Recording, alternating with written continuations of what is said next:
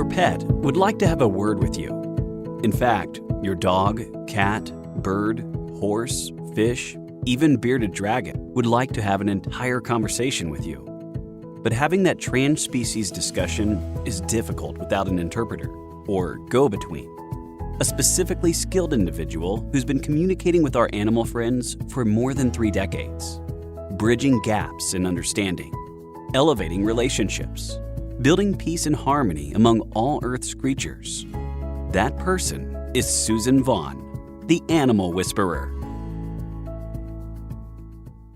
And this episode is An Indoor Cat Longs for the Great Outdoors. I'm Suzan Vaughn. Brittney heard a faint cry somewhere outside of her house in San Jose, California. She recognized it as the sound of a tiny kitten in distress. So she put on her detective hat and went searching. Inside a storage shed filled with scrap metal, the tiny tabby kitten cried out for help. She was 2 weeks old when Brittney found her. Enticing her with tuna, Brittney eventually scooped her up, brought her inside, and named her Bella Bubbles. She was scared and defensive, hissing a warning to the giant human. But eventually, she understood that this human was there to love and care for her.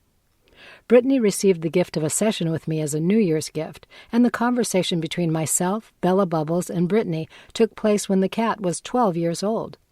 There was tremendous affection between cat and human, but even though she'd been an indoor cat since the day her human mom brought her inside over a decade before, Bella had never forgotten what it was like to be out in nature. Brittney had concerns for her cat's safety, but the collar she'd tried just didn't seem to be the answer. We have tried to get her in a harness, though, and because she's never worn a collar, because she's been indoors her whole life, she obviously hated the harness. But I don't feel like I wouldn't let her outside. I'm not just gonna open the door and let her roam free. Can we come to I don't know, an agreement, or I have a backyard, little porch that I could take her out on. She's almost never ever been outside, but I'd be totally down to do it.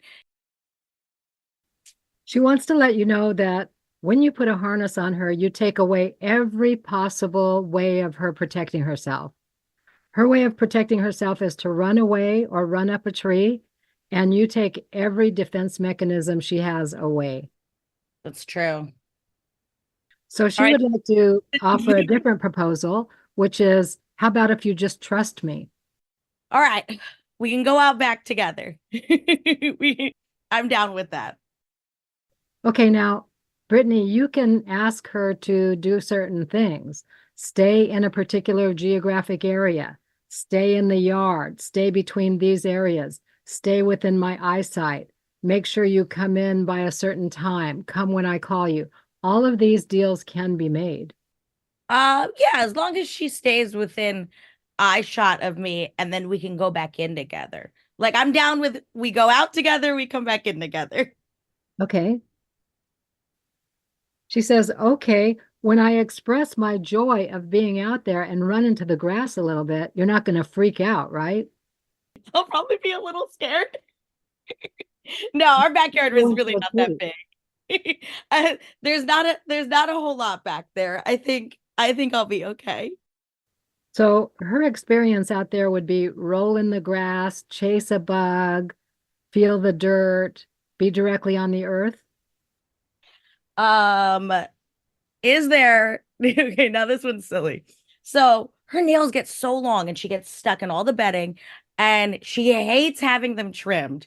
And I don't know how to communicate to her that she wouldn't get stuck in everything if she just let me cut her nails. Or is there a way I can make that better for her? Okay, let me tell her that's why you do it. Just a moment.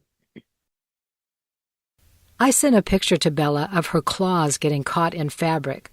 I showed her how it was when she tried to shake off the quilts and covers. I let her know with telepathic pictures that for humans, it was hard to see her struggle, and it was also difficult to have our fabric shredded. She understood the communication. She says, oh, okay, I understand why she does it, and I would do that naturally if I had a tree with the bark on it. That's how I would handle it. So it's very unnatural how the humans handle it. She says, I do understand now why she does it, so I won't get caught in things. I could get her a little real tree in here. She probably wouldn't. She'd probably throw all the bark everywhere. It's a messy proposition. There's no doubt about that. Oh, does she have any like core memories? She'll be 13 in June. So I feel like I've had her through all the most important parts of my life, and we've lived all over the country. She says, my favorite memory is the affection that we share. She says, I didn't really understand that about humans, about human love, about exchanging love with humans. That wasn't really in my wheelhouse, so to speak. I didn't understand that was even really a possibility. So my fondest feeling about you is one of love and affection and the exchanging of that between humans and animals, a new experience. She says, I'm okay with moving around. I've been really actually pretty good about that. Normally, cats would have a lot of problems with that, but I'm really quite anchored or quite grounded with my person. As long as I'm with my person and I have these smells and this love going back and forth, I can really get through a move. She's been on an airplane, but I don't know if she understood she was on an airplane. but she but she was so fine. And you were good in the airport, and we even had a layover. Let me ask her about it. She says, even that wasn't so bad because we were together and I knew we were going to end up in the same place. Cats often report to me that is the weirdest experience, being that far off of the earth, and I get very disoriented. She doesn't really have that to report. Let's see. She's always been great at travel. She's always been great with the car. Um, there's another cat that lives here, and his name is Sage. And Sage has been with us for probably 7 years, and I think she hates him. Like when Sage first came to us, he was like a little kitten, and I just thought that maybe she needed a friend, and I didn't realize that cats don't usually need friends. And it's been about 7 years, and I still feel like she can't stand him. Is there anything I could do to make that easier for her? She says, I don't really dislike him, but I do like to mess with him. Yeah, she smacks him around when he's asleep. She says, the thing that would make that easier for me is spending time in nature, where I could be with my feet on the grass, I could climb a tree, I could stalk, pounce, hunt. That would dilute my attention on him and create a much more exciting life for me and more fulfilling. There was a mouse in here days ago, and she did nothing. She did nothing. Miss, I want to chase a bug, didn't want anything to do with the mouse. I picked the mouse up and took it outside. Okay. Wow. She says, I said, what is that about? You don't have any prey instinct? That's really different. She said, well, my mom is really about harmony in the household. She likes other creatures. And I felt that it would be disturbing to her if the mouse were hurt. And I was mostly just curious about it. Yeah, I don't have a big prey instinct, but I am stimulated by nature, stimulated by bugs and so forth. But I just mainly am a voyeuristic cat. I just like to watch them, watch the birds, watch the bugs. All right, I will hang back if you got to do what you have to do. And then it was just a little mouse sitting there looking at us. And I'm like, okay, if you're not going to kill it, I'm just going to pick him up and put him outside. And he was a very polite mouse. So I'm happy he got to live another day. So he allowed you to pick him up. Yeah, and pet his little head. Everybody was super friendly. Does she have any arthritis coming on? Does she have any like pains I don't know about? Um, I get her yearly blood work. But some of the things that I will ask the vet, like the vet's like, I have no way of knowing. Like things like are her joints getting old? Okay. She says, no, I'm very sound, but I could really get into some tuna, some salmon. I could really enjoy a little salmon oil. I need a little bit of oil, I feel like. She's always liked the water that came off of the can of tuna. This more than like, or like maybe a little bit of the shreds.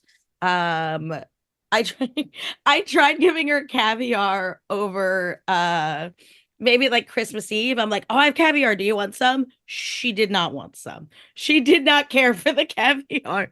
I was like, this is very expensive, but fine, turn your nose up at it. It's a little salty, she said, for her. I can get her salmon oil is a good idea. It's like the dry months over in Philadelphia. So I feel like all of us are getting a little dandruffy. She doesn't seem to play with toys very often. Um, is there any, does she want more enrichment in some way in the home?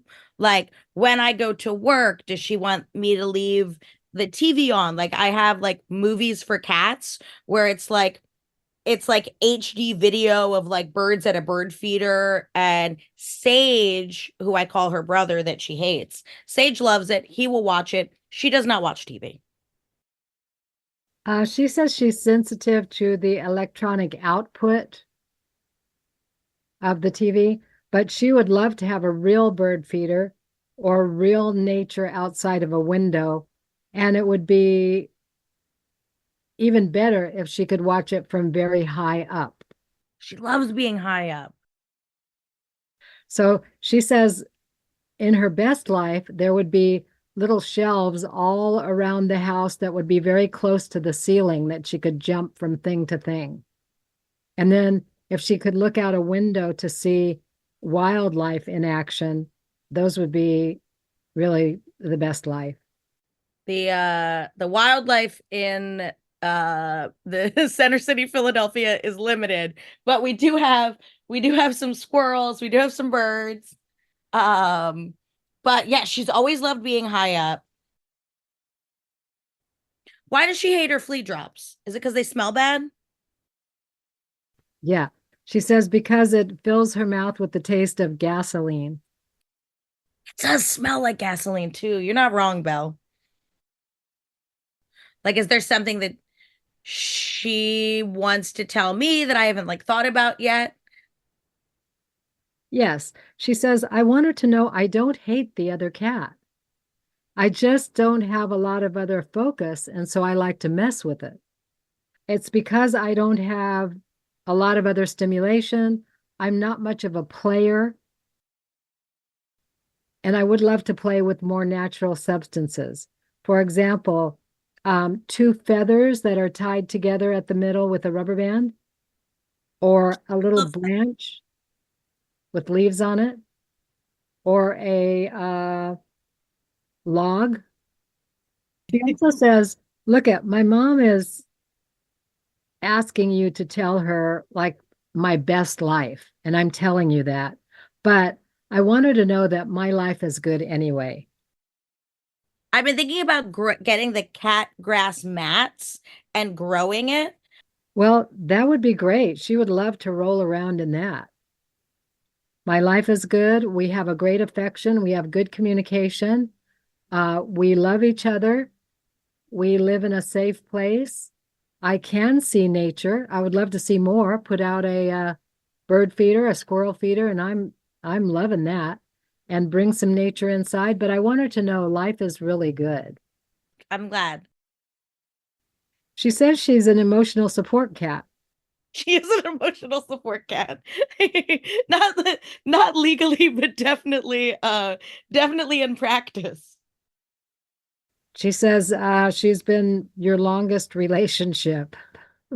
Facts. Absolute genuine facts. She's seen so many of them too. Okay. Wait, okay. Does Bella have a name for me? Like, does you know what I mean? Like, I call her Bella, I call her Bella Bubbles, or like a million nicknames. Does she have, does she call me something? Let me see. Bella sent me more of a feeling than a name, a feeling of great affection and closeness with Brittney than an actual name. I called it more of a title. She doesn't exactly have a name, but she does have a title. She calls you my beloved person or my beloved human. Yes. Yay, we're favorites. Well, thank you. This is awesome. Bella Bubbles was one of the most affectionate cats I've ever met. She allowed Brittney to pet her, hug her, and touch her continuously throughout our session. Bella basked in the communication and was happy to be able to return the love in spoken words her human could take in. This wonderful cat had found happiness inside with her human, but offered ideas on how Brittney could bring some of nature inside the house as a compromise. These included a large plant where Bella could lay in the soil under the leaves, some branches, a square of sod in a litter pan, and a bird feeder outside the window. Brittney said she would do anything the cat asked, and Bella worked with her on compromises that both of them could live with. These beloved companions continue to share great affection and appreciation for one another, and the communication cemented their bond on a deeper soul level. For more episodes in the series, be sure to like, share, and subscribe. To learn all about Suzan Vaughn and her services, visit her website at AnimalWhisperer.net. Be part of the community by subscribing to her Facebook page, AnimalWhisperer.net. Then sign up for Suzan's newsletter to enjoy more of her fascinating animal-human communication stories. So, until next time, join Suzan as she talks to the animals on The Animal Whisperer.